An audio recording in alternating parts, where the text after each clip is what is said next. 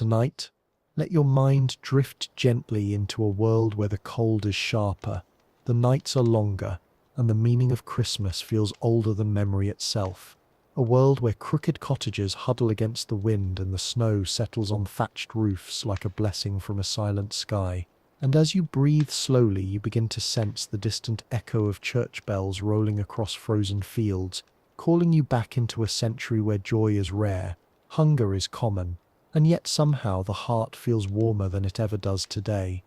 Before we step into that world, take only a moment to breathe deeply, cozy yourself under your blanket, and if you truly enjoy these quiet journeys into the past, you can whisper a like or a subscribe when you feel ready, and maybe even tell me in the comments where you are listening from and what time it is for you, because these little stories feel different at midnight than they do at dawn, and I love knowing how the night settles around you. Now dim the lights, slow your thoughts, and imagine the first pale breath of a medieval winter morning. The sky is still the color of aging iron, the cold so sharp it feels as though it could cut your eyelashes, and the fields around you lie stiff and brittle beneath a thin sheet of frost that sparkles faintly in the half-light. You pull your rough wool cloak tighter around your shoulders and step into a muddy lane that crunches under your feet, the sound soft and strangely comforting as chickens rustle sleepily in their coops and cows exhale thick white clouds into the frozen air. This is the Middle Ages, a time when Christmas is not wrapped in paper or electricity or glittering ornaments, but in the smell of smoke-stained wool, roasting meat, damp straw, and a kind of hope that burns low and steady like an ember tucked under a log. A warmth felt not because life is easy, but because joy is rare enough to be treasured when it finally comes. Around you stands a hamlet of no more than 20 small homes, each one patched with wattle and daub, its walls uneven, its thatch darkened by age and moss. The roofs sag a little like tired shoulders. But to the people who live here, these crooked houses are havens, places where families crowd together against winter's bite and wait for Christmas to lift the weight of the year. You duck inside one of them now, stooping through a doorway built for smaller ancestors, and find yourself in a single smoky room where a central fire pit glows beneath a hanging cauldron. The smoke rises lazily through a hole in the roof, curling around dried herbs that dangle beside a rosary on the wall. A quiet and familiar balance of superstition and faith, both of them needed in a world where sickness and hunger walk like shadows just outside the door. Beyond the cottage, the world looks half asleep. Fields lie frozen and silver, the last cabbages bowing their heads under frost, livestock huddling close together for warmth. Yet even in this bleakness something stirs, a movement subtle but unmistakable, as villagers sweep porches, mend tools, scrub pots and patch clothes, because Christmas approaches. And here Christmas is not a single day, but a slow season of permission, a pause in the grinding wheel of survival, a time when even the poorest may hope to taste meat, warmth, laughter, and perhaps a little harmless sin. You step back outside and watch the sun crawl over the horizon like a weary traveller, its thin light brushing the fields with a faint glow. Children race through the frost with their breath puffing like tiny ghosts, while older boys carry heavy logs on their shoulders, offerings for the great Yule fire at the manor, a log believed to carry luck if it burns clean and long through the holy night, a tradition older than the church itself, though no one agrees exactly where it began.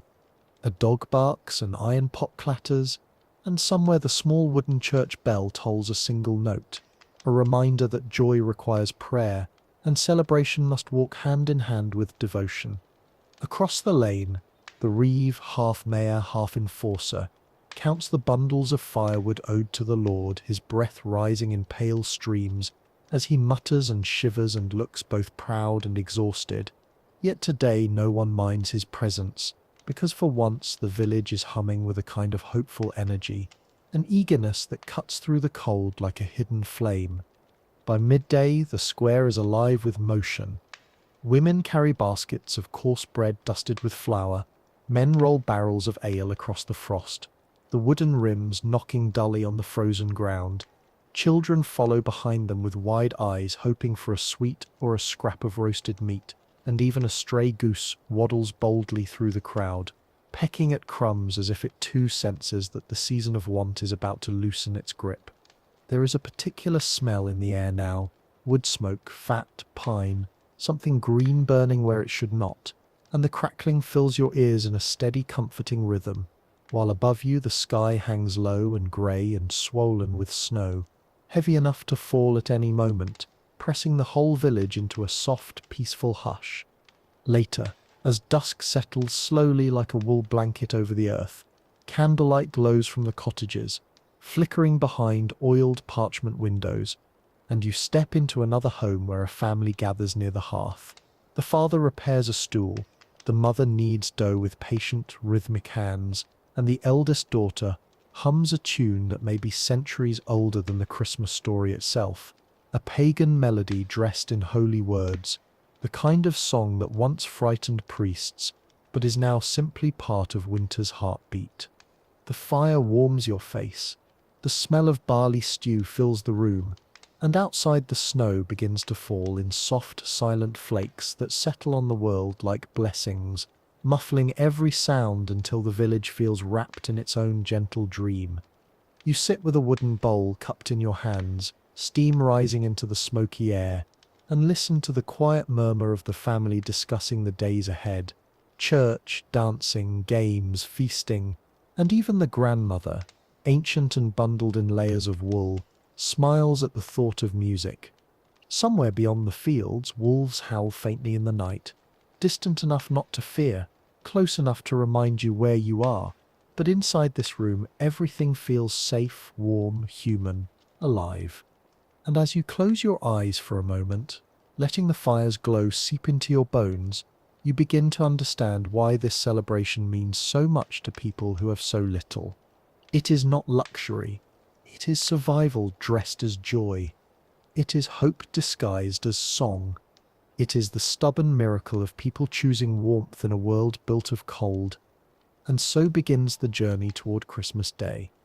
By the time dusk settles, moving slowly and heavily across the crooked roofs, like a wool blanket laid gently over the world, the cottages around you begin to glow with the soft golden flutter of candlelight shining through oiled parchment windows. And when you step inside one of them, you find a family gathered so naturally around the hearth that it feels as though every winter in history has looked exactly like this, with the father bent over a wooden stool he is patiently repairing, the mother kneading dough with calm, rhythmic motions that echo the heartbeat of the house itself, and the eldest daughter humming a tune so old and thin and worn by time that even the priest can no longer tell where the pagan melody ends and the Christian words begin, though no one here worries about such things because the room is warm and the promise of Christmas softens all distinctions. The fire breathes slowly, sending up a drifting curl of smoke that sways just beneath the rafters before slipping through the smoke hole in the roof, carrying with it the scent of barley stew and damp wool, and outside the snow begins to fall again in flakes so light and silent. They seem more like feathers than ice, settling over the fields, over the roofs, over the tired animals in their stalls, until the entire village lies cushioned under a pale shimmering hush that makes even the distant howl of wolves sound gentle and far away. You sit with a warm wooden bowl cupped between your palms, feeling the heat seep into your skin as steam rises in delicate ribbons into the dim air, and you listen to the quiet murmur of the family as they speak of the days ahead. The church service, the games in the village square, the feasting that will stretch long into the night, and even the grandmother, wrapped in so many layers of wool that only her eyes peek out, smiles at the thought of dancing once more, as if the weight of winter has briefly lifted from her bones. Somewhere beyond the dark horizon, the world remains harsh and hungry and waiting. But here in this tiny room, with the fire crackling softly and the snow whispering against the walls, you begin to understand why Christmas means so much to people who walk through a life that offers them so little, because celebration here is not excess or luxury, but a fragile and stubborn act of defiance. a declaration that warmth must still be found even in a world carved largely from cold and silence. And as you close your eyes for a moment, letting the glow of the flames settle gently into your thoughts, you feel the truth of this quiet season spreading through you like a slow-burning ember, reminding you that joy in the Middle Ages is not loud, not glittering, not effortless, but something woven carefully into the days of waiting and hunger and preparation, something carried from hand to hand and heart to heart, like a shared breath of warmth in the deepest night of the year. And in that breath you sense the beginning of Christmas Day itself slowly drawing near. The frost has deepened overnight, settling into every crevice of the village with a quiet determination, turning each roof, branch and fence post into a sculpture of pale glass that glitters faintly in the early half-light. And as you step outside, you feel the cold cling to your cloak like a living thing, sharp enough to bite yet strangely invigorating, reminding you that this frozen land demands respect long before it ever offers comfort. Though today there is a different energy threaded through the stillness, a subtle rising anticipation that hums beneath the routine of survival as Advent inches closer to its end and Christmas draws near. The air tastes metallic, almost like wet stone, and every breath you exhale rises in a soft plume that drifts upward and dissolves into the dim sky where the sun has not yet bothered to appear. A rooster cries somewhere in the distance, its voice ragged from the cold, while the church bell releases a single low note that rolls across the fields like a slow wave of sound, not calling for labor, but for quiet reflection, for the gentle discipline of prayer and patience that defines these final days before celebration, when hunger is not only endured but embraced as a lesson meant to sharpen the soul. Inside, the small wooden church candles flicker in trembling pools of light, their wax dripping in uneven rivers down iron holders that have witnessed centuries of winters, and when you kneel on the straw-covered floor, it crunches softly beneath your weight as the priest's Latin rises and falls in a steady, resonant cadence. Words you do not understand yet, somehow absorb, as if the meaning bypasses language and sinks directly into your bones, speaking of darkness giving way to light, of faith fortified by frost, of a world waiting for a miracle it cannot fully explain. When you leave the church, the horizon holds only the faintest sliver of silver light, and you walk with the rest of the villagers through the biting wind back toward the cottages where thin smoke curls upward from chimneys in hopeful threads. Older women clutch their rosaries like talismans against the cold and against doubt, while young men steal shy glances toward them, already imagining the dances and games that will fill the feast day, proving once again that even fasting cannot suppress the mischief of the human heart. Back in the kitchens, the simple ritual of food resumes, though the meals are meager by design. Pots of boiling cabbage, oats thickened with nothing more than water and hope, and children gathered around with spoons in hand, their eyes wide and patient in that particular way only hunger can teach, because everyone knows that at this time of year, a full belly is not a right but a promise, and promises must be waited for with dignity, if Christmas is to arrive with its full weight of wonder. Outside, a thin wind slips through the cracks of every wooden door and shutter, humming faintly like a restless spirit, yet the cottages hold firm in their warmth, and you sip your own bowl of gruel slowly, tasting its blandness with an odd kind of gratitude, because even this thin food keeps the dream of the feast alive, the dream of roasted meat, fresh bread, sweet ale, and tables crowded with laughter. A dream that travels from house to house like a small lantern passed through the dark. Afternoons in Advent are quiet, softened by the sleep of the fields and the slowing of tasks that once seemed endless. Some men sharpen tools they will not use until spring. Others patch leaking roofs or carve toys from scraps of wood for children who will treat them like treasures, while the women spin and weave, their hands moving in fluid rhythms as they hum hymns, so old they might predate the church itself, melodies that tie this winter to 1,000 winters before it. Stories drift through the air like smoke, Tales of saints performing impossible miracles, of shepherds who saw angels on lonely hillsides and whispered more cautiously, legends of fairies lurking in winter forests or spirits that visit hearths when the cold grows unbearable. And though the priest frowns upon such stories, he cannot extinguish them, for they cling to the villagers' imaginations like the last ember in a dying fire. One evening, the priest visits each cottage with a lantern in hand, his breath rising in white clouds, as he speaks gently about repentance, urging every family to examine their hearts before the holy day arrives. And though he leaves the room heavier and quieter than before, his footsteps have barely faded when someone mutters a joke about how the priest should perhaps start with his own heart, and laughter ripples through the room, soft, rebellious, and wonderfully human. Later, as night folds itself around the village, frost glittering like powdered starlight on every roof, you feel the whole world exhale into a profound stillness. The blacksmith's hammer is silent, gossip has evaporated into the cold, even the dogs seem reluctant to break the hush, and as you pass the church, you notice a single candle burning in the window beside the altar, draped with fresh embroidered cloth, each stitch sewn in secret hours by women who wished to offer beauty to God with the only treasure they possessed, their time. The hush settles into you as well, smoothing out the hunger, easing the ache in your fingers, replacing discomfort with a strange calm that feels like surrender and hope woven together. And when you lie down later on your straw bed, wrapped tightly in rough wool blankets, you listen to the faint sounds of the village, a distant lullaby, the creak of settling wood, a baby crying briefly before being hushed, and you imagine the warmth and feasting that draw closer with every passing hour, a warmth so vivid you can almost taste it on your tongue. Some villagers are not as disciplined as others, of course, and you hear whispers of those who sneak bits of bacon in the dark or sip ale from hidden casks.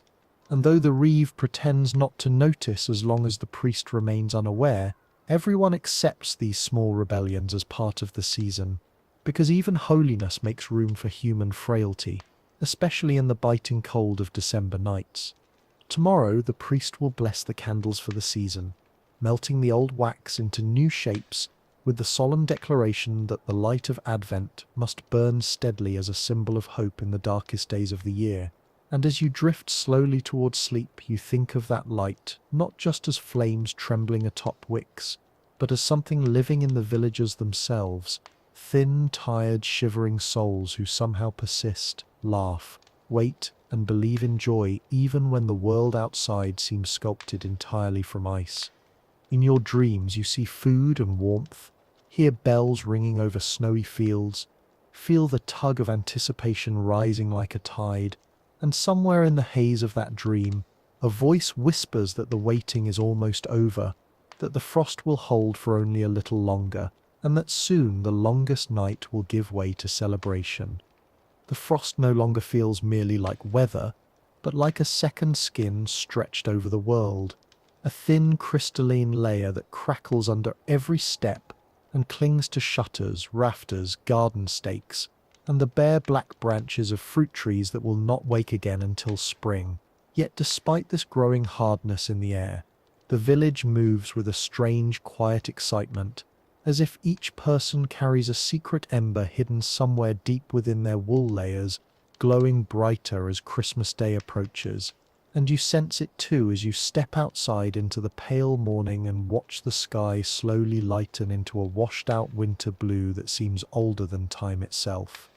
You walk along the narrow lane where frost has filled every footprint from the day before, sealing them into little white molds of yesterday's movements. And the sound of your boots breaking through this thin crust feels almost ceremonial, each crunch a reminder that life continues forward even in the hardest season. And as you pass the cottages, you see smoke rising from chimneys in long, steady ribbons, because today the fires must be tended early, the houses warmed more quickly, the children kept busy and cheerful through the long hours of waiting, before the feast that sits just beyond reach like a dream that refuses to fully form until midnight.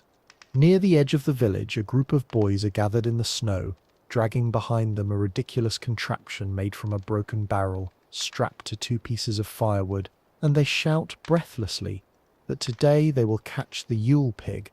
a tradition that is half ritual, half mischief, and entirely chaotic, because the pig never wishes to be caught, and the boys are far too small to control it. Yet every year this chase becomes one of the loudest, happiest sounds in the frozen landscape, laughter mingling with the squeals of the confused animal as it darts between cottages, slipping on the ice while the boys tumble after it like tumbling bundles of rags and wool. Women gather in the meeting hall to shape dough into loaves, their aprons clouded with flour that rises in soft white puffs when they laugh, and the room fills with the warm, yeasty smell of bread that seems to soothe even the coldest spirits, while in the corner someone stirs a pot of spiced ale, adding honey, then cloves, then a single dried apple slice saved from autumn, as a luxury too precious for any other day of the year. Their voices blend into a low river of conversation, sharing stories, gossip, warnings, and little jokes whispered through chapped lips, all of it weaving the fragile social fabric that keeps the village whole. Outside, men roll barrels of ale across the square, each heavy drum echoing with a deep hollow thud as it hits the frozen earth.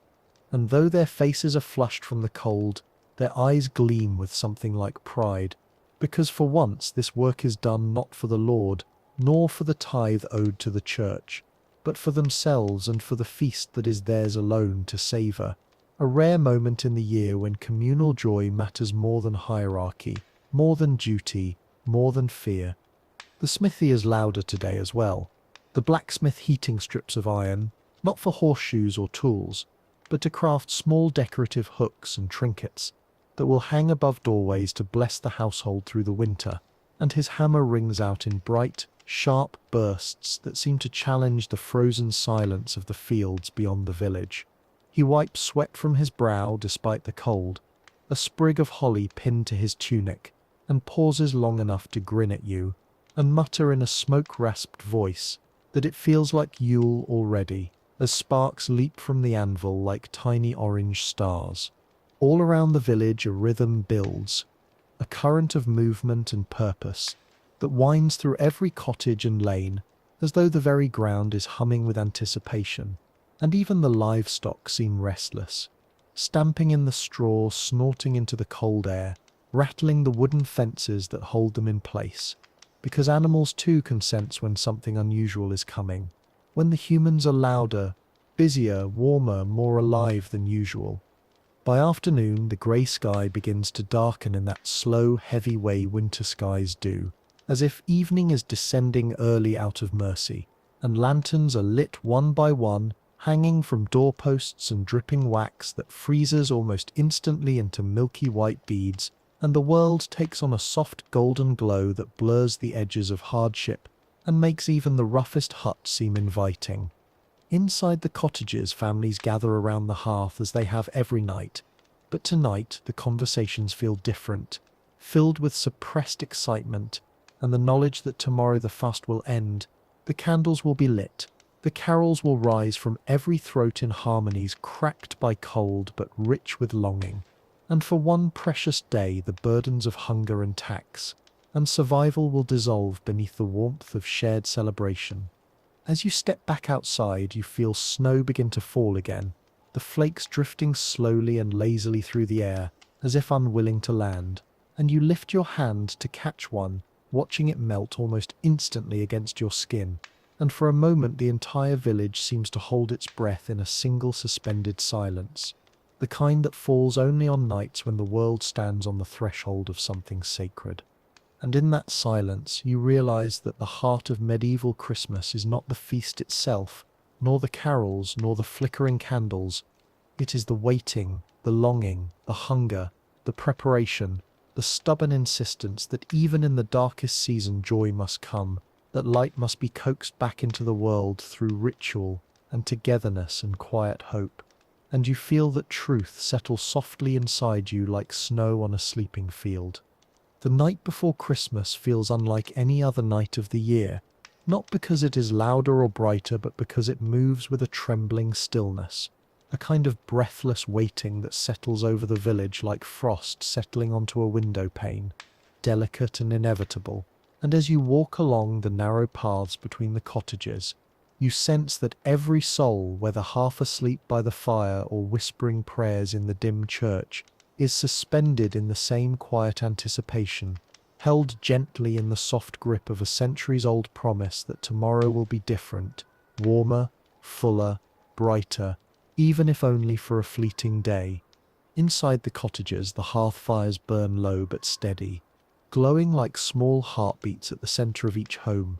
and families gather close, wrapped in woolen blankets that smell faintly of smoke, damp air, and careful mending. The children lie awake longer than they should, shifting restlessly on straw beds, trying to imagine the feast, the music, the dancing, the taste of meat, after weeks of thin broth. And though their mothers hush them with tired smiles, no one truly expects sleep to come quickly tonight, for even the adults feel the tug of excitement beneath their exhaustion. The priest walks once more through the lanes, his lantern casting a trembling pool of light across the frozen ground, and he murmurs blessings through cracked lips as he peers into windows where faces gather briefly to greet him. His voice is soft, weary, yet filled with that fragile certainty that faith inspires in the darkest days of winter. And when he finally disappears into the church to prepare the candles for the morning service, the village seems to exhale. The last thread of ritual tied neatly into place before dawn breaks the spell. You return to your lodging and lie down on a bed of straw softened by wool blankets, the cold creeping in around your ankles despite the layers, and you stare up at the rough beams overhead, where shadows flicker and stretch in the firelight like thin spirits dancing slowly against the ceiling. The quiet inside the room deepens with every passing minute, until even the wind seems reluctant to disturb the moment, brushing gently against the shutters, as though reminding the world that outside the warmth of human company, winter remains vast and merciless. Gradually you begin to drift, your thoughts blending with the crackling of the fire and the distant murmur of a lullaby sung in another cottage. And in that half-dreaming state you imagine the church bell ringing its first call, the people gathering in the frosted darkness, lanterns swaying, boots crunching, breath rising in ghostly plumes as they make their way to the service that begins before sunrise. A procession of weary, hopeful figures moving together like a single creature born of cold and devotion. At last, morning arrives, not with brightness, but with a deep blue hush that feels ancient and sacred, the kind of light that seems to fall from the sky rather than rise from the sun. And when you step outside, the world looks transformed, blanketed in a fresh layer of snow that sparkles faintly under the dim dawn, untouched except for the narrow trails of footprints leading toward the church, where the first candles already flicker through the narrow windows. The bell tolls again, its low notes stretching across the fields like a slow, solemn breath, and villagers emerge from their cottages in small clusters, cloaks pulled tight, heads bowed, their steps steady, despite the cold, because the midnight fast is ending soon, and the feast waits just beyond the prayers. You join them, your boots sinking into the powdery snow, and as you walk, you hear the soft rustling of wool, the shuffling of feet, the faint whispered greetings exchanged between neighbors who have carried one another through seasons of hardship. Inside the church, the light is warm but dim, hundreds of candles reflecting off rough-hewn beams and simple wooden altars, casting long golden shadows that sway gently along the walls. The air smells of wax, incense, and cold bodies thawing slowly in the confined heat, and when the priest begins his chant, his voice low and resonant, the words feel less like scripture and more like a slow rising tide that carries every soul in the room upward, away from hunger, away from fear, into a single shared moment of peace that belongs only to this hour of the year. When the service ends, families spill out into the pale morning, their breath rising in clouds that shimmer in the growing light. And though the sun remains hidden behind thick winter clouds, the air feels different, softer, lighter, as though the world itself has shifted slightly toward warmth. Children run ahead, laughing despite the cold, slipping on the icy ground and pulling themselves up again with the kind of stubborn joy that grows only in places where hardships have shaped every day of life. Back in the cottages, the atmosphere changes swiftly, like a wind turning direction. Fires are stoked high, pots are lifted, bread is laid out in thick, warm slices that steam in the cold air, and the long-awaited meat, pork, goose, or whatever animal the village managed to spare, begins to roast over the flames, filling the rooms with a smell so rich and comforting that even the most stoic faces soften into smiles as hunger gives way to delight. You sit among them, feeling the warmth of the hearth seep into your bones as you watch families move with a practiced grace that comes only from years of repeating the same rituals, the same preparations, the same careful blending of sacred devotion and earthly pleasure. Children giggle as they steal crumbs. Adults whisper jokes they would not dare speak aloud on other days. And every now and then someone hums a familiar carol, the melody rising softly through the room like a ribbon of warm air weaving among the rafters. Outside, more snow falls, gentle and slow, softening the world into a dreamlike hush, and you feel yourself drifting with it, sinking into a peace so deep that the edges of the day begin to blur, as though you have stepped out of history and into a memory that does not belong to any single time, but to the quiet heartbeat of winter itself. Christmas Day unfolds slowly, as though even time itself has chosen to move with reverence, stretching each moment into a gentle ribbon of warmth and light that winds through the frozen village. And when you step outside after the morning meal, you find that the world has settled into a peaceful hush, the snow lying untouched except for the faint trails left by children, racing ahead toward the square where the heart of the celebration will soon begin, their laughter ringing through the crisp air like bells chiming across a frozen field. The sky hangs low and pale, a muted winter grey that softens the outlines of cottages and barns until they seem half-dreamed.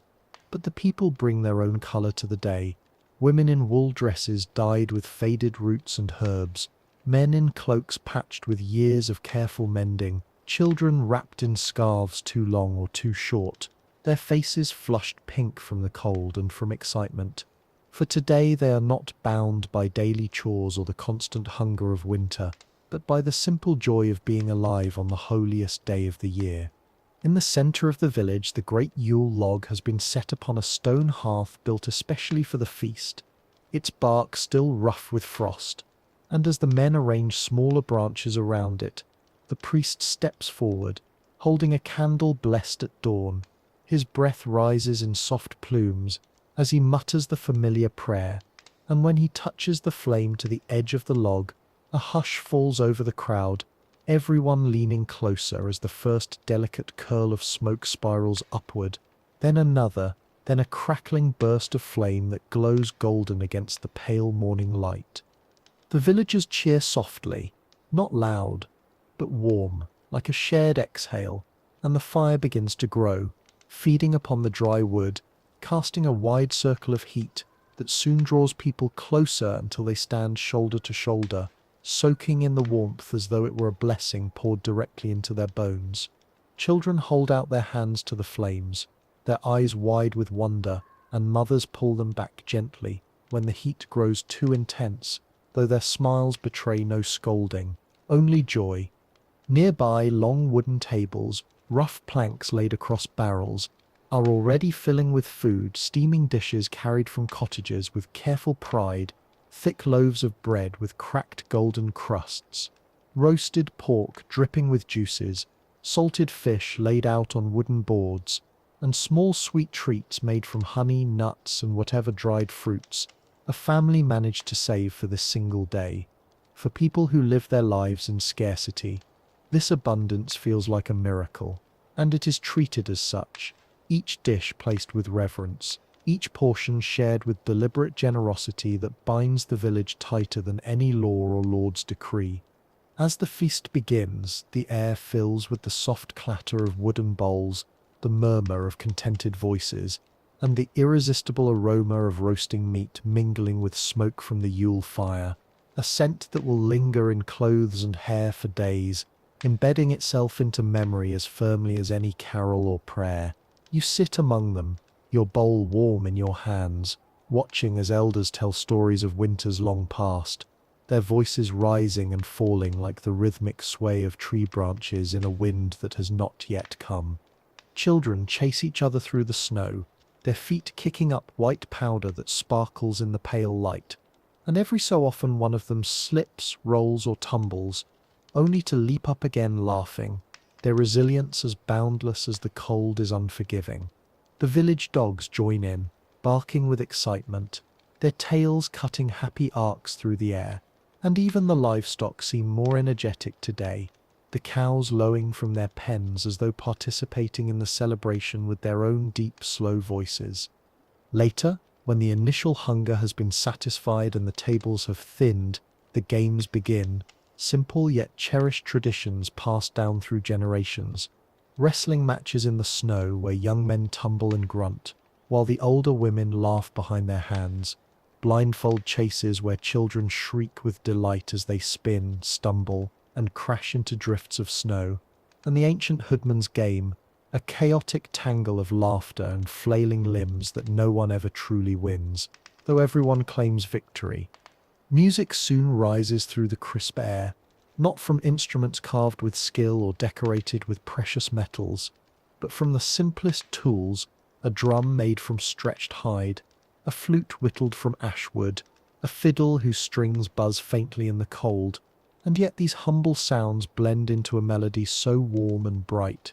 It seems to thaw the very air itself. Couples begin to dance, their feet sliding in the snow, their arms held stiffly at first, then loosening as the music fills their bodies with a kind of reluctant, infectious joy.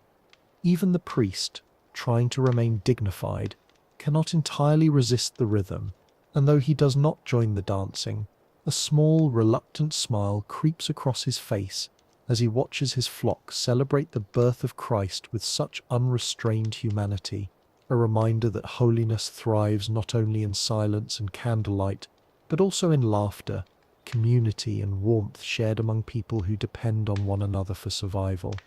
By afternoon, the sky has shifted into a deeper shade of grey, heavy, with the promise of more snow, but the chill means little to a village warmed by fire, food, and togetherness. Conversations rise and fall in soft waves, punctuated by bursts of laughter, by the sharp crack of the Yule log, splitting as the flames grow hotter, by the sound of children arguing playfully over the last honey cake, or the fastest route across the frozen well path. And then, as the light begins to fade into the early dusk of winter, the carols start not polished or harmonious like the ones you hear today, but raw, cracked, beautiful in their imperfection, sung by voices that have known hardship and hunger and still choose hope. The melodies drift upward into the dimming sky, carried by the wind across the frozen fields, until it seems as if the whole world is listening, as if the snow itself pauses in the air to hear the sound of human joy. You stand near the fire, letting its warmth soak into your chilled fingers, and as you watch the villagers singing, dancing, feasting, and laughing beneath the pale evening glow, you feel a quiet truth settle deep inside you, that in the Middle Ages, Christmas was not about gifts or decoration or spectacle, but about the fragile miracle of community, the brief suspension of suffering, the stubborn insistence that even the coldest world contains warmth if people choose to create it together. As evening drifts slowly into night, the celebration softens rather than fades, settling into a gentler rhythm that feels almost like a long exhale after a day spent holding joy with both hands. And the village, which only hours before rang with laughter and music, and the thundering crack of splitting firewood, now glows with a quieter warmth, a kind of tired contentment that wraps itself around every person like a woolen cloak pulled snug against the winter air. The Yule fire burns lower but broader, its flames no longer leaping toward the sky, but spreading deep into the heart of the great log, glowing red and gold as though a small sun has been tucked into the village square. Men lean on their elbows near it, speaking in low voices about the coming year, the fields that sleep under frost, the animals that will birth in spring, while children sit in a loose circle around the edge of the firelight, blinking slowly as fatigue begins to cradle them more firmly than excitement ever could. Women carry the last platters back into their cottages, balancing them carefully through the snow, while exchanging soft farewells, their voices barely above whispers, as though not to disturb the holiness of the night settling around them. The smell of roasted meat lingers in the air, alongside the sharper scent of pine and smoke, all of it weaving together into a fragrance so deeply tied to the memory of Christmas that it seems impossible to separate the holiday from the aroma. Music still plays, but it has quieted into something gentle, a slow melody from a fiddle whose strings hum softly in the cold, accompanied by the low, steady beat of a drum that sounds almost like a heartbeat echoing across the snow. Couples sway rather than dance. Now their movements small, close, and tender, the kind of closeness people discover only when they have survived the same hardships, prayed the same prayers, and waited through the same long winter nights. Above the village, the sky is a deep velvet grey, scattered with a few wavering stars that peek through the drifting clouds, their faint light shimmering on the snow-covered roofs, and giving each cottage a soft glow, as though the heavens themselves have come a little closer to watch the final moments of the feast. Every breath you take feels sharper now in the cooling air, but also somehow sweeter, as if the cold has been tempered by everything shared today: bread, laughter, stories, warmth. Inside the cottages, the hearth fires are rekindled, rising into new life with snaps and crackles that echo faintly out into the night, and families gather again around tables that have been cleared but not fully cleaned, leaving behind crumbs and stains that nobody minds, because mess is the natural footprint of celebration, proof that the day has been lived well. Children doze off in the laps of their mothers or curled against the legs of their fathers, their faces soft with the heavy sweetness of deep exhaustion. In one corner of a cottage, an elder begins to tell a story, a tale half forgotten, half remembered, about the winter when wolves came too close, or the year the harvest failed, or the night a star fell so bright that even the priest was frightened. His voice is low, rough-edged with age, yet smooth with familiarity, and though his audience is small and growing sleepier by the breath, something in his storytelling feels eternal, as if every generation must end Christmas Day by reminding the next of how thin the line is between hardship and miracle. The priest walks quietly through the lanes once more, but now his lantern is dimmer, swinging slowly in his tired hand, and instead of blessings he speaks only the soft good nights of a man whose voice has spent itself in prayer and teaching. He pauses now and then to trace the sign of the cross over a cottage door, or to offer a brief nod to someone still awake, and though he looks weary, there is peace in the set of his shoulders, a certainty that this night has been good and holy, exactly as it should be. As he disappears into his small rectory, snow begins to fall again,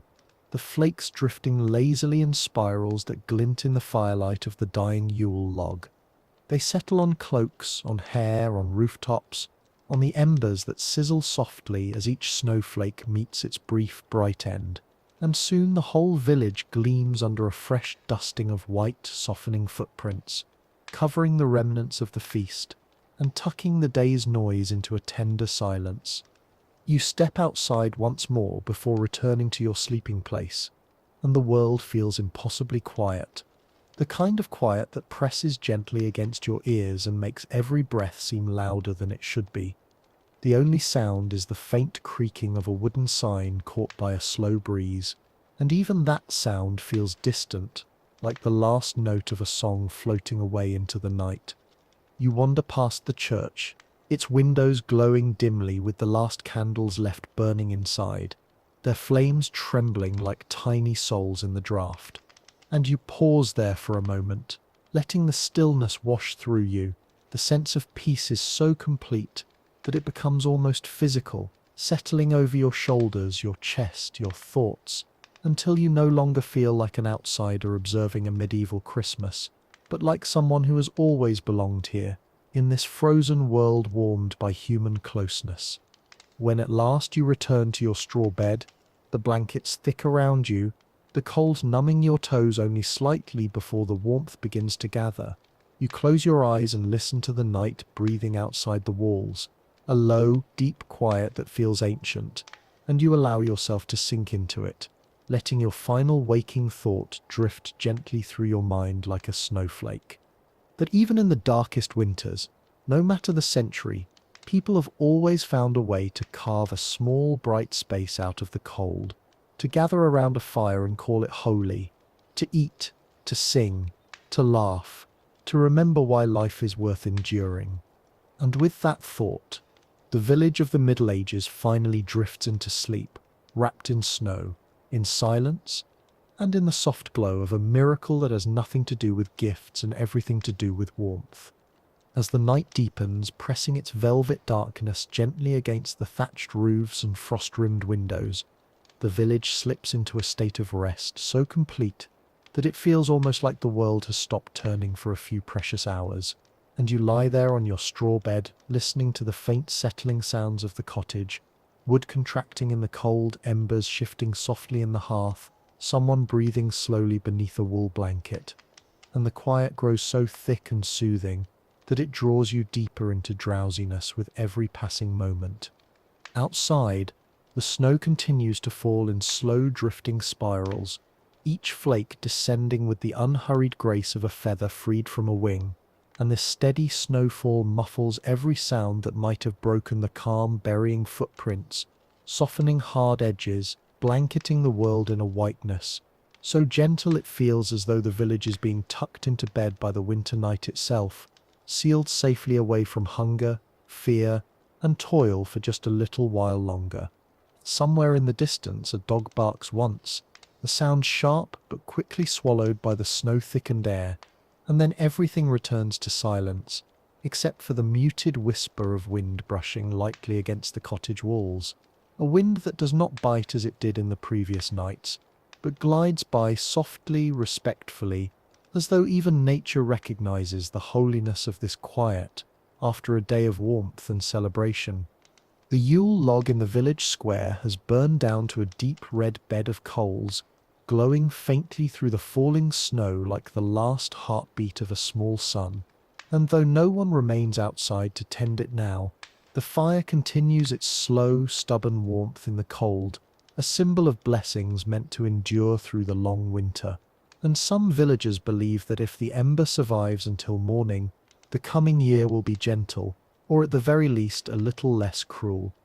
Within each cottage, families have settled into sleep in small clusters of bodies curled together for warmth. Children tucked under heavy blankets stitched by hands long gone. Parents slumped in wooden chairs too tired to undress. Elders lying close enough to the hearth to feel the faint warmth on their faces, even as the fire dims, and the entire room smells faintly of roasted meat, beeswax, pine smoke, wool, and the sweetness of a day lived fully, each scent woven into the air like threads in a tapestry that will linger for hours after dawn.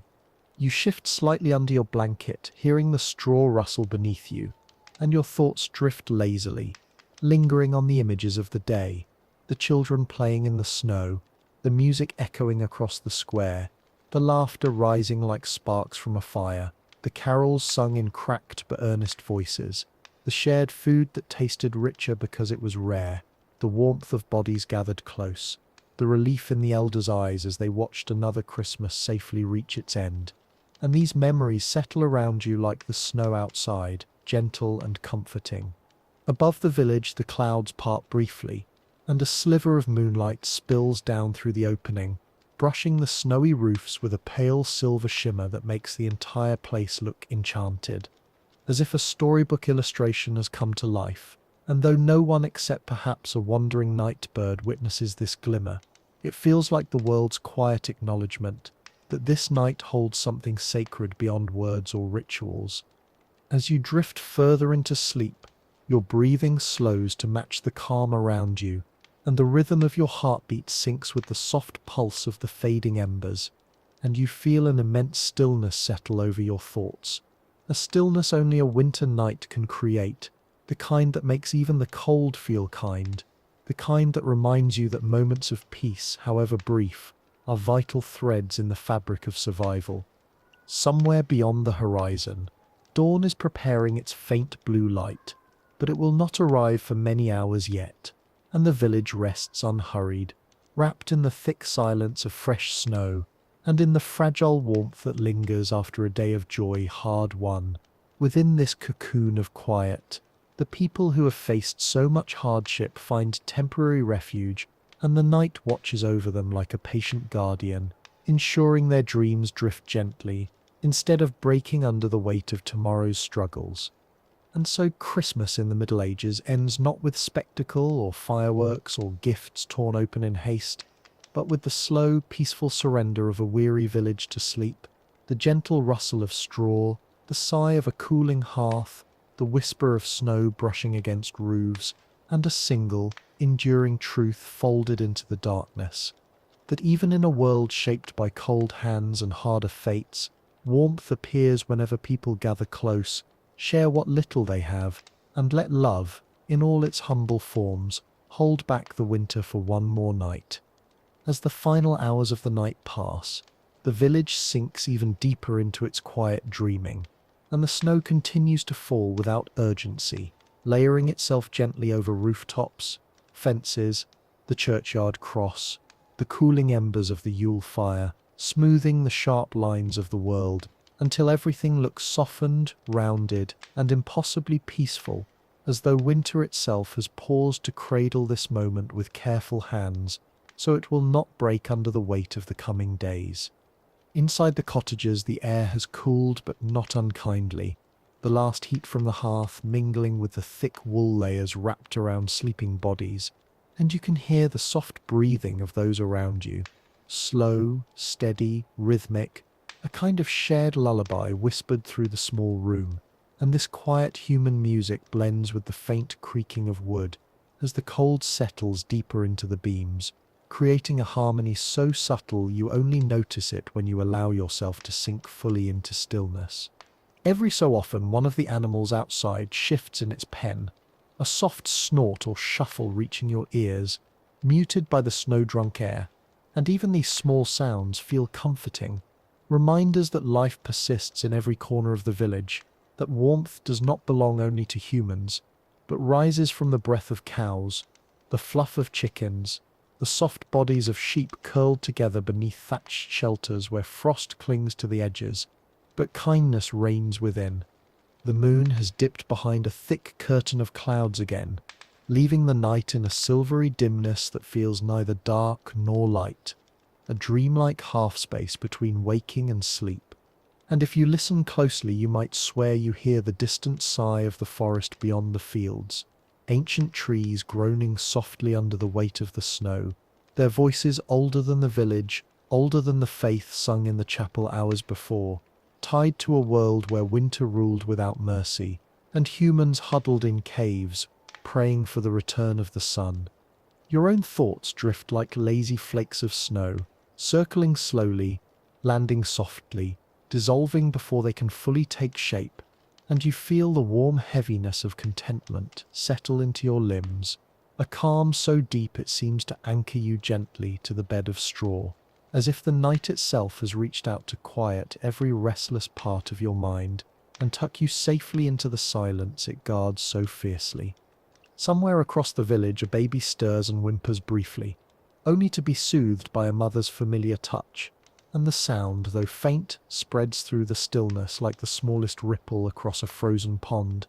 a reminder that life does not pause entirely, that even on the holiest night new needs rise, small hands search for warmth, and love answers instinctively in the dark. In another cottage, a wooden shutter bumps softly against its latch, nudged by a sigh of winter wind, and the noise echoes like a faint heartbeat in the distance, steady and gentle, and though no one wakes to notice it, the sound carries the same reassurance as a whispered promise that the village remains watched over, not abandoned to the night.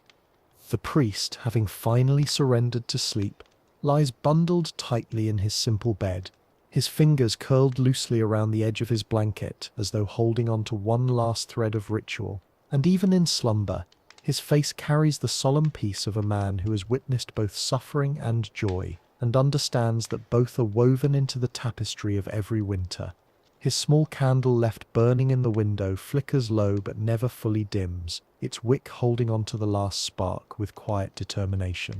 As the night edges closer to dawn, the sky begins to pale behind the clouds, a slow, almost invisible shift of colour that signals the world's return from dreaming.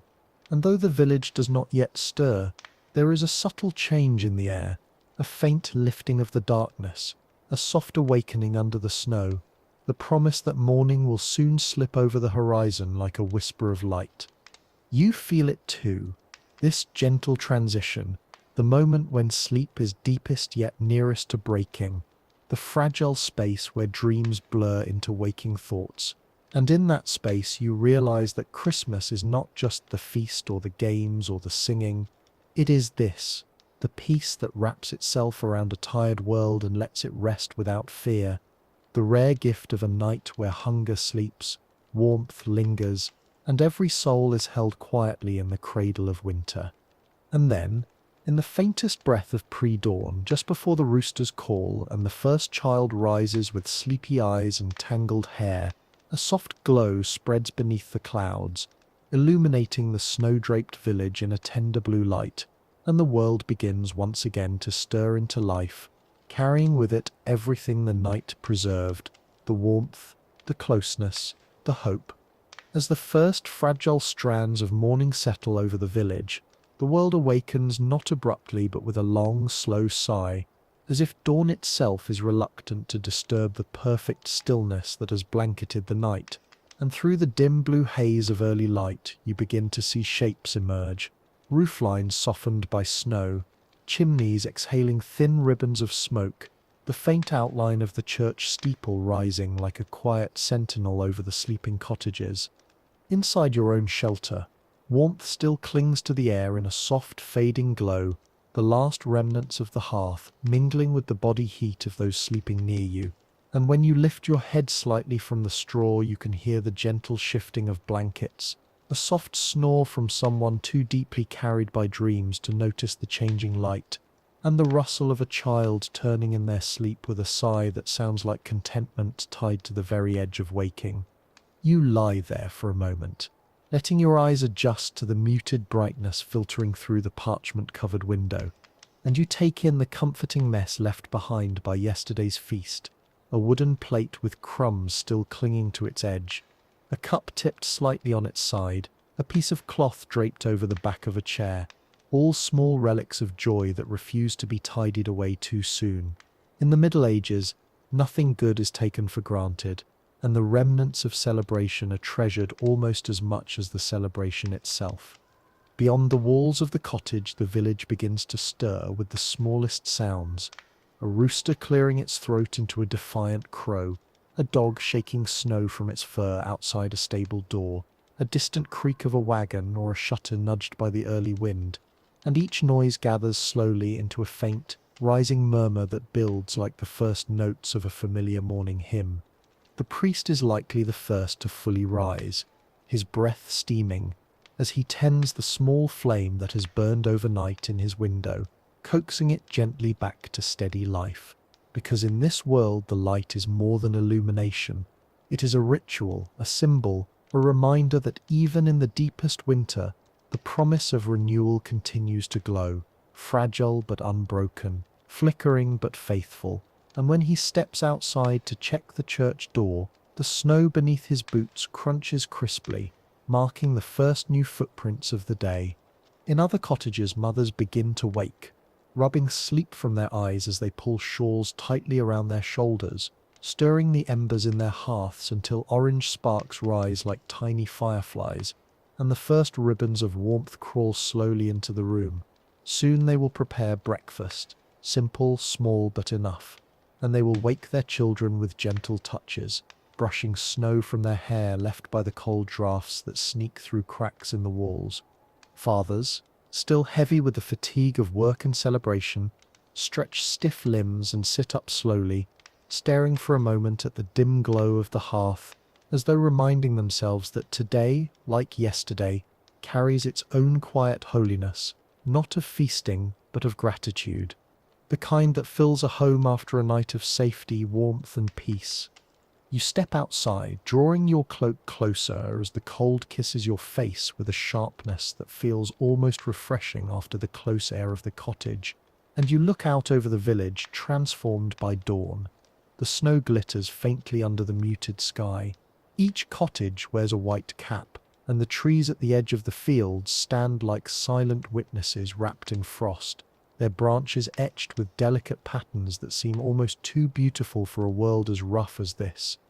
A few children, unable to contain their energy even in the early morning cold, dash out into the snow with excited giggles, kicking up powder that sparkles in the light, their boots thudding softly in the deep drifts. One of them pauses to look back at you, eyes bright, cheeks flushed, and you see in that small face the very heart of medieval Christmas, the irreplaceable warmth of simple joys, the resilience that springs from having so little and yet finding so much delight in the mere existence of a new day. Soon, smoke will rise from every chimney again, families will gather for a quieter meal, and the rhythm of daily life will slowly reclaim its place, though softened for a time by the lingering glow of Christmas. The tools will not be lifted yet, the fields will not be tended, the heavy burdens of work and worry will remain just outside the circle of today, because this day, like the night that birthed it, belongs to rest, to telling stories, to sharing whatever remains of the feast, to letting laughter echo once more before winter tightens its grip again.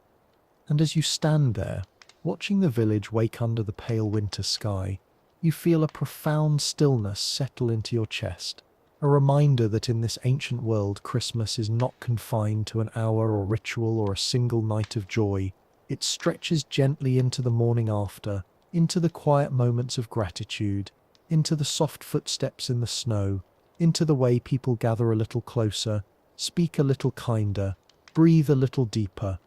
It is the afterglow that lingers, the warmth that refuses to fade, the hope that settles into the bones and carries the village into the long winter ahead.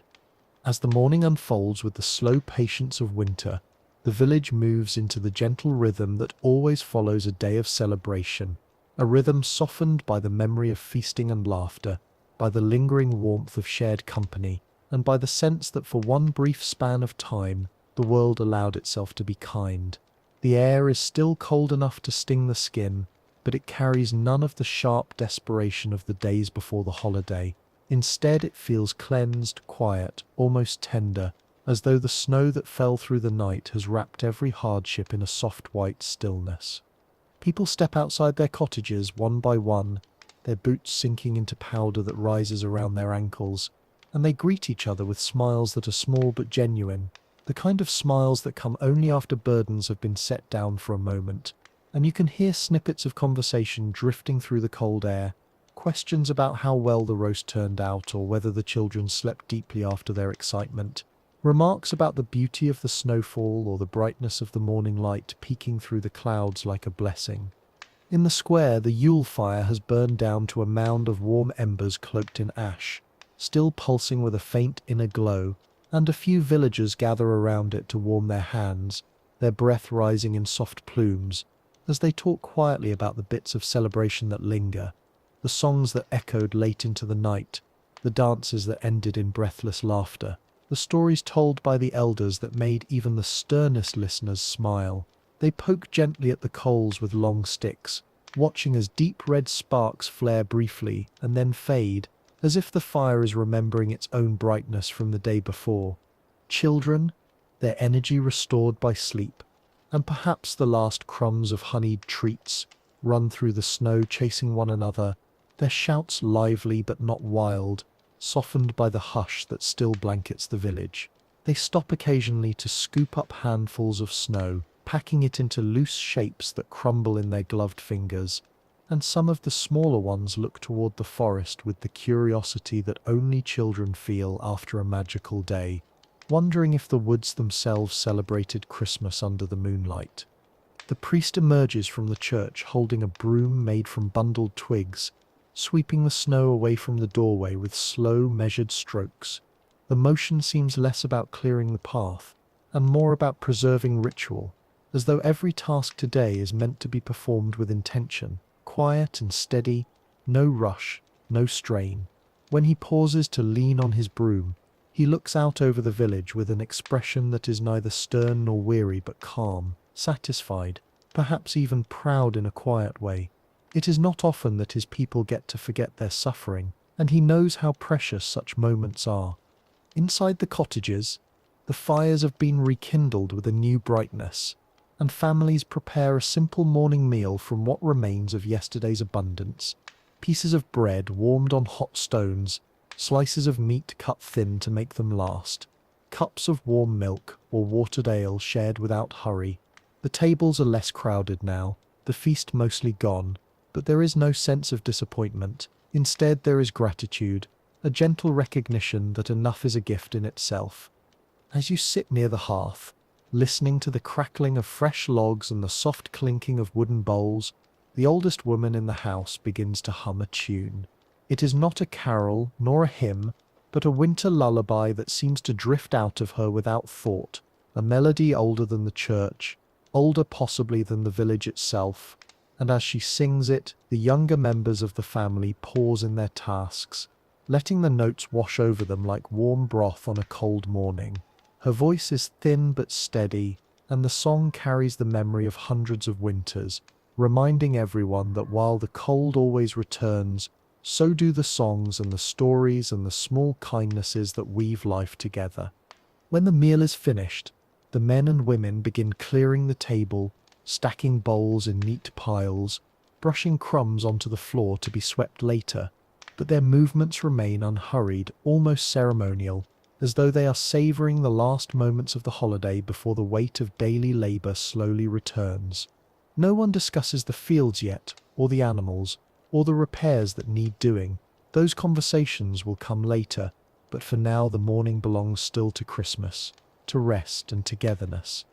You step back outside and inhale the cold air deeply, letting it fill your lungs with a sharpness that wakes you fully. The village is quiet again, but not the desperate quiet of hunger or fear. This is a peaceful quiet, the kind that follows satisfaction, the kind that lets people breathe without bracing for the next hardship. Smoke curves upwards from the chimneys like grey ribbons, twisting gently in the breeze, and above the clouds the sun pushes forward a little more, casting a soft glow over the snow that makes it glitter faintly, as though tiny crystals of light were scattered across the world. As you look around at the villagers, at the cottages, at the trees beyond the fields draped in frost like ancient guardians of winter, you feel the truth of the seasons settle into you. Christmas in the Middle Ages is not a single day but a state of heart, a brief sanctuary carved out of a hard life, a chance to remember warmth, to share what little can be shared, to rest, to hope, and to gather strength for the long days ahead. And in this quiet morning after, when the world is pale and still and full of the echoes of yesterday's joy, you understand why this celebration endures across centuries, not because of spectacle or decoration, but because even the smallest flame can banish the cold when people choose to gather around it. As the morning stretches further into day, the village continues its slow drift back toward its ordinary rhythm,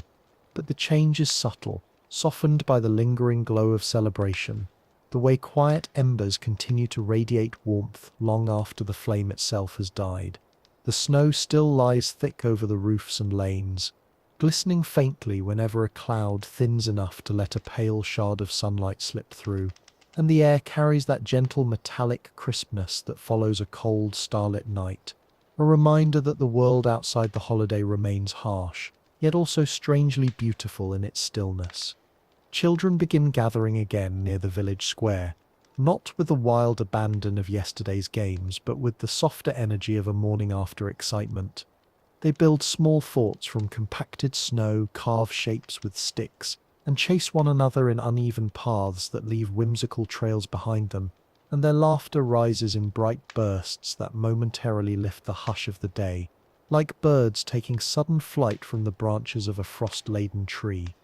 The dogs trot behind them, noses buried in the snow, tails sweeping joyfully through the air, occasionally stopping to bark at a drifting flake or at the distant silhouette of a bird perched on a fence post. Nearby, one of the older boys tries to coax the Yule pig back into its pen, tugging gently at a rope tied around its middle, while the animal snorts stubbornly, refusing to be hurried. The scene draws amused glances from passers-by, and a few chuckles echo across the quiet square. The same kind of gentle humour that binds the villagers together through the hardest seasons.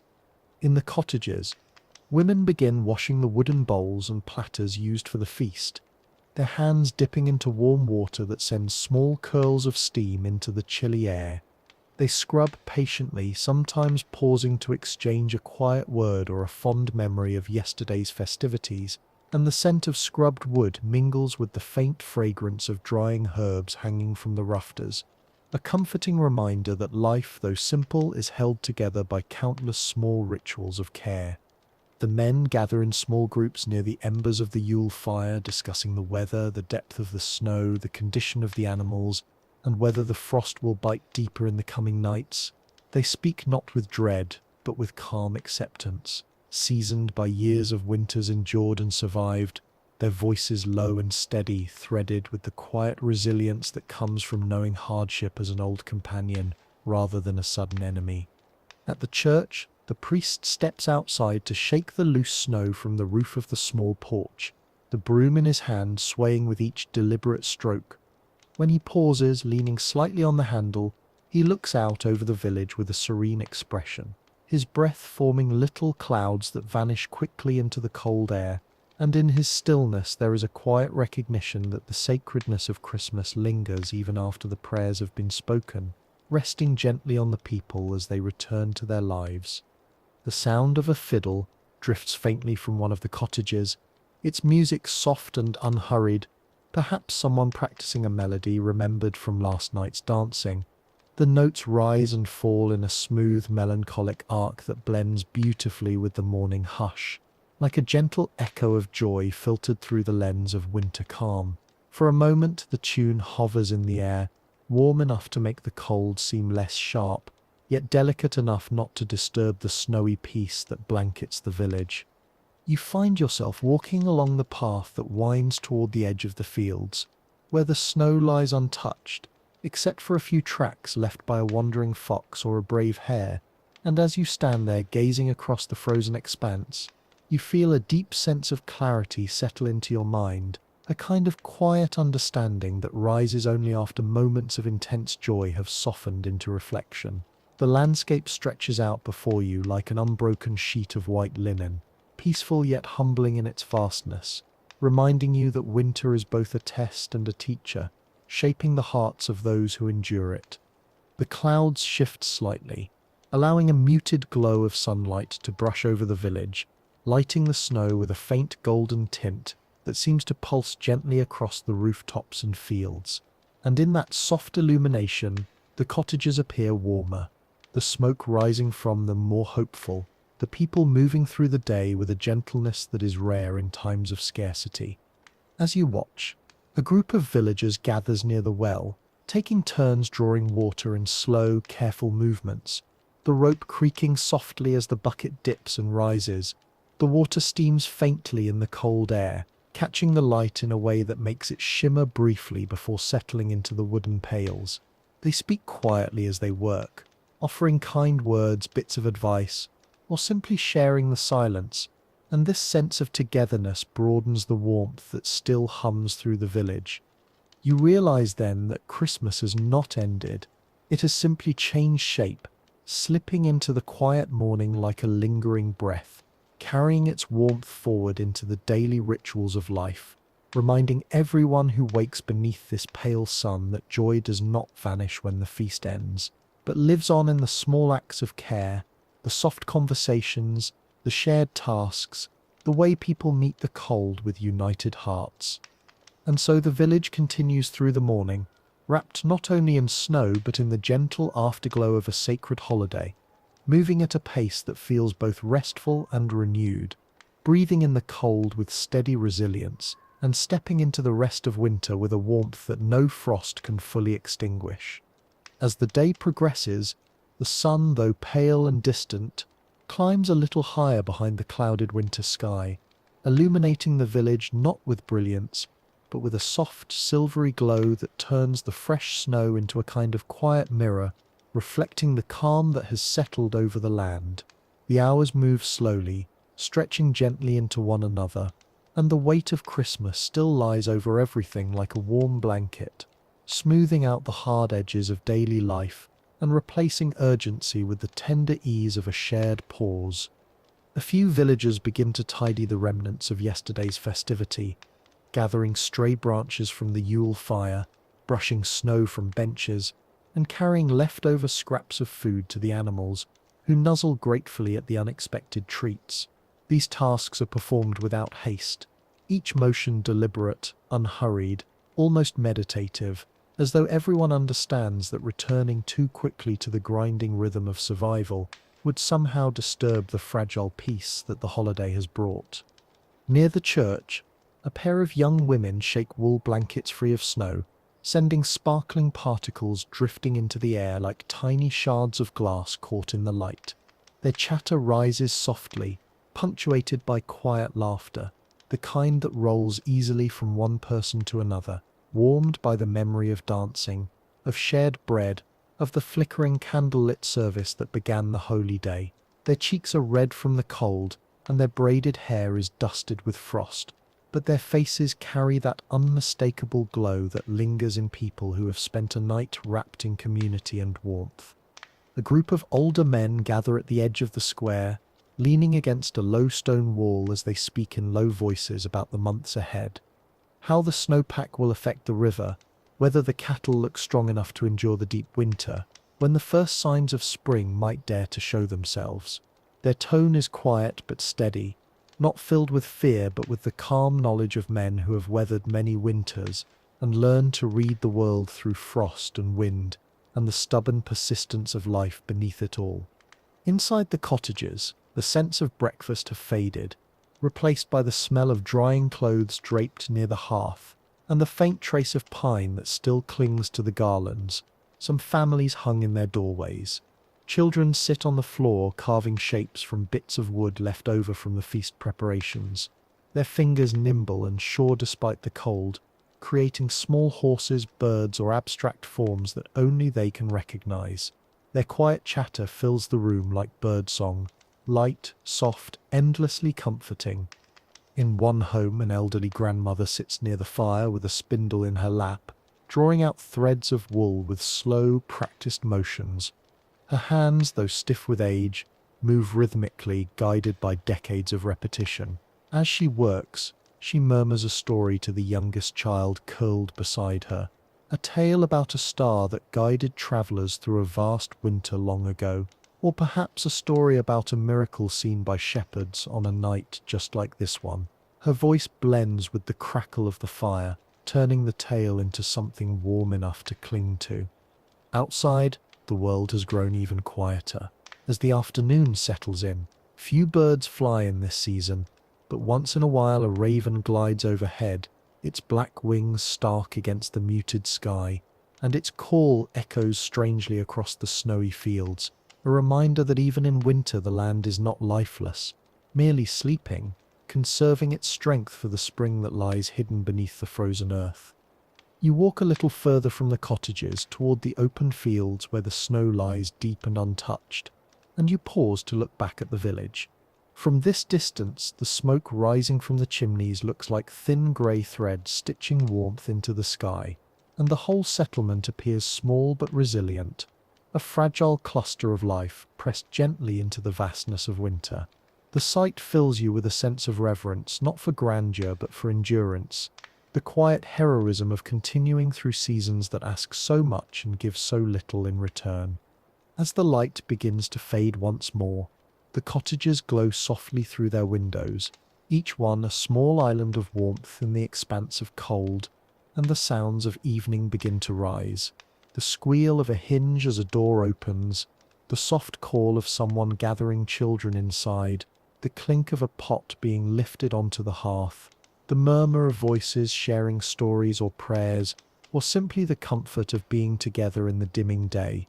By the time the first star appears, faint, trembling through the winter haze, the village has folded once again into its gentle nighttime rhythm. It is not the deep stillness of the Christmas feast, but something humbler and quieter, a return to the familiar cycle of evening that carries with it the echoes of holiday warmth. The people rest with a deeper calm tonight, fed by the memory of yesterday's abundance, steadied by the rituals of mourning, and soothed by the knowledge that even in a world carved from hardship, moments of peace can be found, cherished, and held within the heart like embers glowing quietly beneath ash, ready to reignite whenever hope needs warmth. Christmas is no longer the bright spark of celebration. It is now the gentle glow that remains after the flame has softened, and the village moves forward into the long winter night wrapped in that enduring light. As the last of the daylight drains from the sky and the world settles into that soft blue-grey dimness unique to winter evenings, the village enters a state of quiet so complete that it feels almost sacred, a stillness shaped not by emptiness, but by the gentle settling of contented souls who have tasted joy, and now allow it to rest within them, like a warm ember held carefully between cupped hands. The snow has stopped falling for now, leaving the air clear enough that the silhouettes of distant trees stand sharply against the horizon, bare branches etched like ink strokes on a pale canvas, and through the cold you can smell the faintest trace of wood smoke drifting from the cottages, each thin ribbon rising into the fading light as though carrying the final whispers of the day upward into the vast winter sky. Inside the homes, families are gathered once again around their hearths. Though the atmosphere is quieter than the night before, the conversations softer, the movements slower, every gesture touched by the gentle fatigue that follows a full day of warmth and celebration. The remnants of the feast have been tucked away, the wooden bowls washed and stacked neatly, the tables cleared except for a few candles whose flames flicker steadily, casting small halos of golden light over wool-wrapped shoulders and tired faces.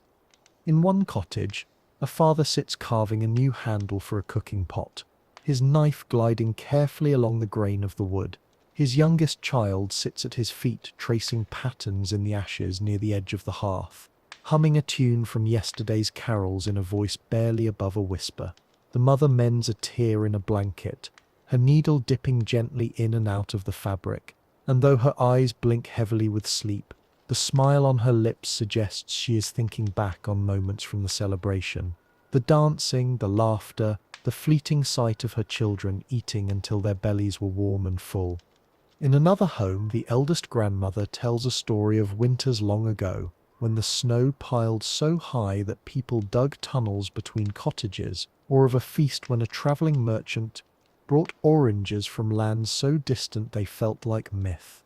The children gathered around her listen with wide, shining eyes, curling closer with each adventurous detail, their imaginations carrying them far beyond the walls of the cottage and into worlds shaped by wonder, hardship, and the magic of memory.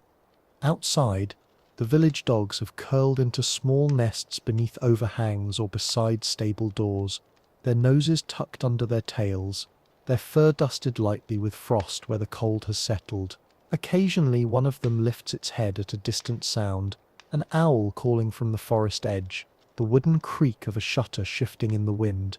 But soon they settle again, reassured by the familiar sense of home drifting from the cottages. The priest, after finishing his evening prayers, steps outside to breathe the cold night air, his breath rising in soft white clouds. He looks around the village with quiet satisfaction, the kind that comes from knowing that his people have been fed not just in body but in spirit, and as he gazes toward the Yule log's remaining embers glowing faintly under a dusting of snow, he murmurs a final blessing for the night, his words carried gently across the stillness. You walk along the path that circles the square, your boots crunching softly with each step, and as you pass the darkened cottages you catch glimpses of warm light through slivers in the shutters, each one a tiny beacon of life amid the deepening cold. The sound of low laughter escapes one home. From another, a lullaby trickles through the gap under the door, sung in a voice tired but tender, carrying the child within it towards sleep. By the time you reach the far edge of the village, the moon has begun to rise, pale, round and blurred by a thin sheen of frost in the air, and its cold glow spills across the fields, painting the snow with a subtle sheen that makes the world look both enchanted and eternal. You pause there, looking out at the vast white expanse stretching toward the forest, and you feel a sense of profound humility settle over you, as though the landscape is offering a reminder that life is fragile, fleeting and miraculous all at once. It is in this moment, standing at the threshold between the village's warmth and winter's vast silence, that you realize the true beauty of medieval Christmas lies not only in the feast or the laughter or the customs, but in the way it wraps itself around an entire community like a shared heartbeat, reminding every soul, even just for a day, that they do not face the cold alone. And so the night deepens, the stars brightening softly overhead, the world breathing in long, slow rhythms that echo the quiet contentment of the people sleeping beneath the thatched roofs. The village settles into dreams warmed by memory, held by peace, sheltered by snow, and united by the lingering glow of a Christmas that has passed gently into the embrace of winter. As the winter night stretches deeper into its quiet hours, the village drifts into a serenity so profound that even the wind seems to hesitate before crossing its boundary, and the snow, having fallen steadily through the evening, now lies motionless, as though the sky has exhaled its final breath and chosen to rest along with the sleeping world below. The moon hangs low and pale, softened by a thin veil of frost drifting in the air, and its cold light settles gently over the rooftops, lighting the thatched edges with a faint silver glow that trembles like the surface of a frozen stream. In the cottages, the last candles have been extinguished, leaving only the soft red glow of dying embers to flicker against the wooden beams, casting gentle, rhythmic shadows that sway like slow-moving spirits. The air inside is warm but thinning, heavy with the scents of pine, smoke, wool, and the faint, lingering sweetness of holiday bread. Families lie bundled together in their beds, mothers with infants curled against their chests, older siblings wrapped shoulder to shoulder beneath thick blankets, fathers resting upright in chairs because the day's exhaustion has overtaken them before they could reach their mattresses. Their breaths create a soft orchestra of whispers in the dim spaces between rafters and straw. Outside, the animals have settled into their own quiet communion with the night. The cows stand close together in their stalls, exhaling steady streams of vapor that rise like incense into the cold air. The sheep lie nestled in the warmth of their flock, their wool shimmering faintly under the moonlight. Even the chickens, often restless, are perfectly still beneath their roosts, tiny feathers puffed out to trap the last remnants of heat. The frost deepens across every surface, creeping up the edges of doors, etching icy flowers onto windows, weaving delicate crystal threads through the thatch, and the silence becomes so complete that it nearly hums. This is the kind of quiet winter brings only after a day filled with warmth, joy, and communion, when the world feels briefly satisfied and no creature, human or beast, feels compelled to break the hush. You walk through the square, your footsteps muffled by the thick snow, leaving only gentle depressions behind you that will soon be covered by drift. The Yule log, which burned proudly through the day, now rests beneath a blanket of ash and soft white flakes, its final coals glowing weakly like embers of memory. For a moment you crouch near it and feel a faint pulse of warmth, a reminder that even the weakest fire holds the echo of a blaze, just as even the quietest night holds the echo of a feast. The church stands dark but for a single candle flickering inside, a candle the priest has left burning intentionally, a flame meant to honor the night that follows Christmas, a night that symbolizes endurance, reflection, and gratitude. The light trembles through the small oiled parchment window, casting a golden blur onto the snow outside, like a beacon guiding wandering souls back into warmth. As you continue walking, the village seems dreamlike, almost suspended between worlds. The world of celebration just passed and the world of toil soon to return. The night captures this fragile balance perfectly, a stillness saturated with meaning, a rest that feels earned, a peace that feels deeper than sleep. It is as though the earth itself is offering the villagers a gentle promise that even in the darkest, coldest season, beauty remains, and even the briefest happiness leaves an imprint that endures. When you finally return to the cottage, the air is warm enough to soften your cheeks as you step inside. The fire has become a single orange glow nestled among blackened logs, but it radiates the kind of heat that wraps itself around you slowly, tenderly. You settle back onto your straw-filled bed, adjusting the rough wool blanket around your shoulders, and you listen once more to the quiet breathing of the people beside you, each inhale and exhale rising and falling like the tides of a gentle sea. Your own eyes begin to grow heavy, drawn down by the comfort that lingers in the room, and your thoughts drift lazily over the day that has passed. The laughter, the songs, the dancing, the taste of warm bread, the glow of fire on joyful faces, the unity of a village that knows the value of togetherness better than wealth. These memories settle over you like a second blanket, warming your spirit as the night deepens. Outside, a single star breaks free from the cloudy veil, shining faintly over the rooftops, reflected in icy crystals clinging to every branch and beam. It seems to hover there in blessing, a reminder that hope survives even the hardest winters, even the most barren landscapes, even the darkest nights. And with that final glimmer of starlight, you drift into sleep, joining the village in its collective dream, a dream of warmth in a cold world, of community in isolation, of light in darkness, a dream that will carry every soul through the long days of winter until the earth wakes again. As dawn approaches once more,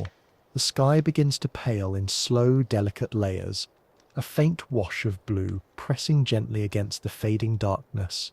and as the first hint of morning touches the roofs of the cottages, you feel the night loosen its quiet hold on the village, allowing sound and life to slip cautiously back into the cold air, not with abruptness but with the same tender patience that has carried the people through this sacred winter celebration.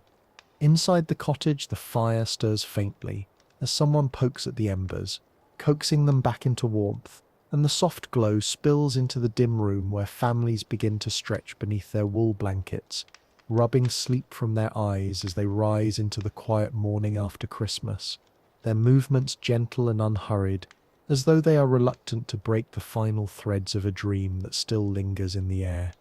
Outside, the snow glitters under the newborn light, each flake transformed into a tiny shard of crystal that reflects the soft colors of dawn, and the first footprints of the day mark the smooth surface of the world once more. Children stepping out to greet the morning, mothers walking toward the well with wooden buckets, fathers brushing frost from the stable door as the animals stir, their breaths rising in white plumes of warmth against the cold.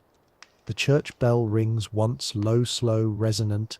and the sound rolls gently across the fields, reminding everyone not of duty but of gratitude. For another Christmas has passed safely, and the memory of warmth, laughter, and shared bread will carry them through the deep winter still to come. The villagers move with quiet purpose now, their hearts steadied by the joy of yesterday, their spirits nourished in ways that food alone could never achieve.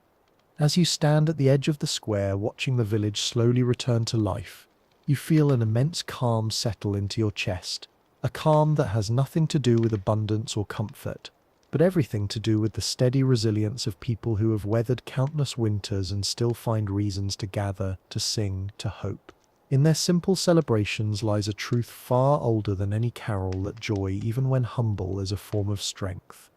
The light grows brighter, washing the frost from the rooftops, chasing the last shadows from the doorways, and you begin to walk back toward your cottage with slow steps, knowing that this day, like the one before it, will unfold in its own gentle rhythm, chores resumed, meals prepared, stories shared beside the fire as the snow continues to fall beyond the walls, and yet something inside you has changed, softened by the warmth of Christmas, and by the way this tiny village has shown you that even in a world carved by hardship, peace can be found in the smallest corners.